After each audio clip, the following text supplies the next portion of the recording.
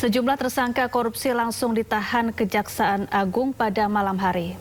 Ya, usai dijadikan tersangka, mereka digiring ke tahanan tanpa mengenakan borgol dan juga rompi pink.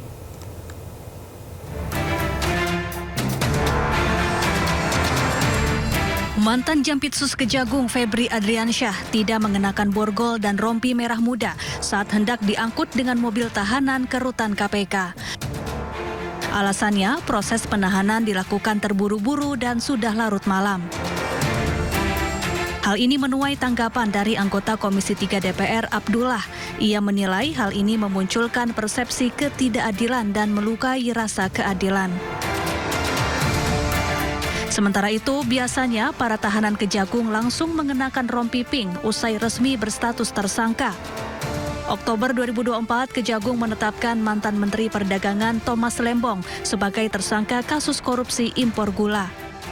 Thomas Lembong kemudian digiring keluar dari gedung Kartika Kejagung pada pukul 9 malam untuk ditahan. Tak lupa, ia mengenakan rompi tahanan Kejagung berwarna merah muda. Kejaksaan Agung menetapkan pengusaha sekaligus suami aktris Sandra Dewi, Harvey Muiz, sebagai tersangka kasus korupsi tata niaga timah pada Maret 2024. Usai resmi berstatus tersangka, Harvey Muiz langsung ditahan. Meski hari sudah malam, namun Harvey langsung memakai rompi pink. Februari 2025, Kejaksaan Agung menetapkan 7 orang sebagai tersangka dalam dugaan tindak pidana korupsi tata kelola minyak mentah dan produk kilang dalam PT Pertamina Persero. Ketujuh tersangka langsung mengenakan rompi tahanan berwarna pink dan digiring ke tahanan meski hari sudah malam. Maklar kasus yang merupakan mantan pejabat Mahkamah Agung Zarof Rikar ditahan Kejaksaan Agung pada suatu malam di bulan Oktober 2024. Sambil memakai rompi pink, ia dijebloskan ke tahanan. Kejagung juga sempat memamerkan tumpukan uang dan emas hasil penyitaan di rumah Zarof Rikar. Nilai uang yang disita hampir 1 triliun rupiah dan emas logam mulia seberat 51 kilogram. Tim Liputan iNews melaporkan. Pemirsa, KPK menggeledah rumah Kepala Dinas PUPR Kota Bengkulu, Noprisman. Ya, dari lokasi KPK mengamankan uang tunai sebesar 4 miliar rupiah. Penggeledahan di rumah Kepala Dinas PUPR Kota Bengkulu ini berjalan selama 7 jam. Usai penggeledahan, penyidik membawa sejumlah barang bukti berupa dokumen dan uang tunai senilai 4 miliar rupiah. Selain rumah Noprisman, KPK juga menggeledah kantor dan rumah pihak swasta yang bergerak di bidang alat kesehatan dan pengelolaan limbah. Penggeledahan sebagai bagian dari pengembangan operasi tangkap tangan Bupati Rejang Lebong Fikri Tobari. Tobari diduga terlibat kasus suap dan gratifikasi sejumlah proyek. Betul, ada tim dari KPK datang ke rumah salah seorang warga dan saya dipanggil untuk menghadiri penggeledahan itu. Jam berapa mulainya itu, Pak? Saya datang pukul 9. 9 malam ya, mereka datang itu. Juru bicara Otorita Ibu Kota Nusantara atau IKN, Troy Harold Yohanes Pantau ditemukan meninggal dunia Sabtu siang. Informasi meninggalnya Troy dibagikan lewat unggahan media sosial IKN. Deputi Bidang Pengendalian Pembangunan Otorita IKN Thomas Umbu Pati Tena Bolodadi mengonfirmasi bahwa tim Dr. RS Hermina IKN menyatakan Troy meninggal dunia pada pukul 14.25 waktu Indonesia Tengah. Sebelum dibawa ke Rumah Sakit Hermina, Troy ditemukan tak sadarkan diri di kamar huniannya di Rusun ASN 3 Tower 6, Kota Nusantara. Jenazah Roy rencananya akan tiba di rumah duka RSPAD Gatot Subroto pada siang ini. Kepergian Troy menyisakan duka yang mendalam bagi jajaran Otorita IKN.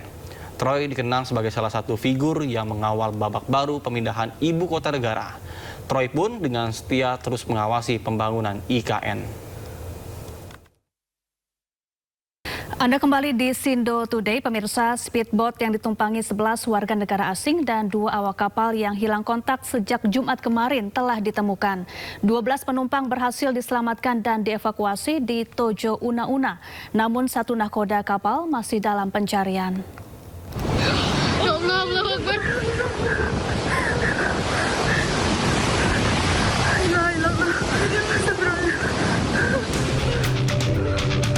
Speedboat atau perahu motor yang ditumpangi 11 warga negara asing dan 2 awak kapal yang hilang kontak sejak Jumat kemarin telah ditemukan. Perahu motor tersebut bertolak dari pelabuhan Tonjo Una-Una, Sulawesi Tengah menuju Kecamatan Marisa, Kabupaten Pahuato, Gorontalo pada Jumat 24 Juli 2026 pukul 07.30 WITA. Di perjalanan perahu dihantam gelombang tinggi dan angin kencang di perairan Teluk Tomini hingga perahu motor patah dan tenggelam. Dalam upaya penyelamatan, 12 orang berhasil naik ke salah satu rakit di tengah laut. Namun karena jarak pandang yang pendek dan berkabut, satu nakoda bernama Ferdiansyah terpisah dengan 12 penumpang lainnya dan hingga kini masih dalam pencarian tim gabungan. 11 WNA dan 1 awak kapal dievakuasi oleh tim gabungan menuju daratan terdekat di Tojo Una-Una, Sulawesi Tengah. Kapal atau speedboat yang kami kerahkan tadi pagi, 2 unit speedboat untuk melakukan pencarian dari Tojo Una-Una ke diperkirakan tempat lost kontaknya kapal tersebut, dan alhamdulillah semua korban ditemukan dengan selamat, tapi masih ada satu, yaitu nahkodanya masih hilang. Pencarian terhadap nahkoda speedboat masih terus dilakukan di sekitar perairan Teluk Tomini. Pemirsa, sebuah operasi pengungkapan dugaan kasus narkoba di Kabupaten Biren, Aceh berakhir tragis. Ya, seorang anggota polisi militer dilaporkan tewas saat menghadang mobil pengedar narkoba, tepatnya di depan SPBU Kecamatan Juli, Kabupaten Biren, Aceh. Insiden terjadi saat tim Ditres Narkoba Polda Aceh melakukan operasi penangkapan terhadap terduga pelaku narkotika di kawasan Jalan Juli, Takengon, Biren, Aceh. Dalam operasi tersebut, seorang prajurit TNI dari Satuan Polisi Militer Biren, Pratu Galuh Nugraha, tewas akibat terkena tembakan.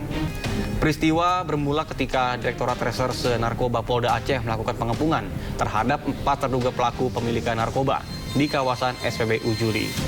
Korban yang berada di lokasi turut membantu proses pengadangan mobil terduga pelaku yang melaju kencang.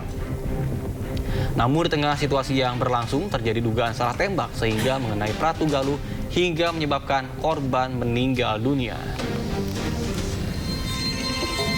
Pada waktu yang bersamaan, seorang warga di sekitar lokasi yang belakangan diketahui merupakan anggota TNI atas nama Pratu Galuh Nugraha yang berdinas pada Satuan Polisi Militer Kodam Iskandar Muda bergerak menuju badan jalan. Ini menunjukkan naluri prajurit penegak hukum yang sangat luar biasa. Sehingga Pratu Galuh Nugraha tergerak dan membantu polisi untuk menghentikan kendaraan pelaku dengan cara memindahkan palang besi yang ada dari area SPBU tersebut untuk dijadikan penghalang. Namun dalam rangkaian peristiwa tersebut, korban kemudian ditemukan mengalami luka tembak terkena peluru rekoset. Pemirsa, seorang satpam Waduk Jatiluhur ditemukan tewas di tepi danau Waduk Jatiluhur, Purwakarta, Jawa Barat. Korban diduga dibunuh karena ditemukan dengan kondisi tangan terborgol.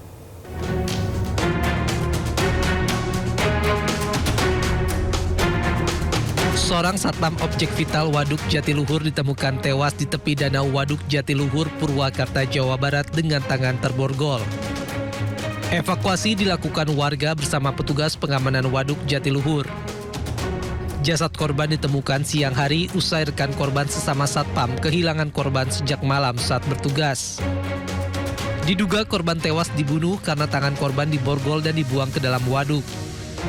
Sebelumnya korban diketahui sempat menegur sekelompok pemuda yang hendak melakukan aksi vandalisme di area waduk. Kondisi korban dalam keadaan terborgol, sedang menggunakan seragamnya. Sedang bertugas ya, Dan ya? Ya, diketahui sedang bertugas.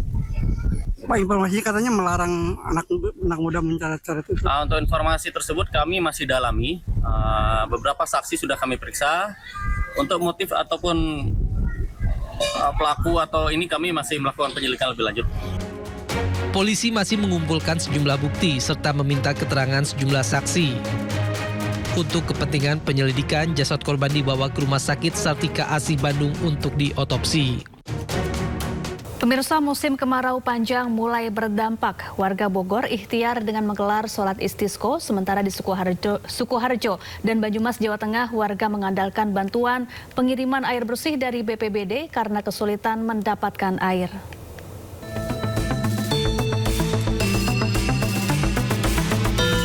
Ratusan jemaah terdiri dari aparatur pemerintah, tokoh agama, santri, dan masyarakat serentak mengikuti sholat istiqo di Pondok Pesantren Bani Harun Tenjo, Bogor. Sebagai bentuk ikhtiar dan doa bersama agar diturunkan hujan, menyusul musim kemarau yang menyebabkan debit air di sejumlah wilayah mulai berkurang. Selain berdoa, masyarakat diajak memperbanyak istighfar, memperbaiki diri, dan memperkuat kepedulian sosial, menjaga sumber-sumber air, dan menggunakan air secara bijak selama musim kemarau. Ribuan jiwa di 3 desa, Kedung Jambal, Kunden, dan Desa Weru 3, Sukoharjo, Jawa Tengah, mulai kesulitan mendapatkan air bersih. Mereka kini mengandalkan bantuan pengiriman air bersih yang dikirim BPBD Sukoharjo. Wilayah terdampak kekeringan akan terus bertambah. Puncaknya diperkirakan Agustus hingga September 2026. BPBD telah mendistribusikan 345.000 liter air bersih atau 69 tangki. Sekitar 1.170 sekian warga yang terdampak. Dari titik ini kami dari pemerintah Kabupaten Sukoharjo setiap hari memberikan bantuan sesuai dengan kebutuhan masyarakat, dan saya yakin ke depan akan lebih banyak lagi. Kekeringan Pak, seperti apa ya? Nggak ada air.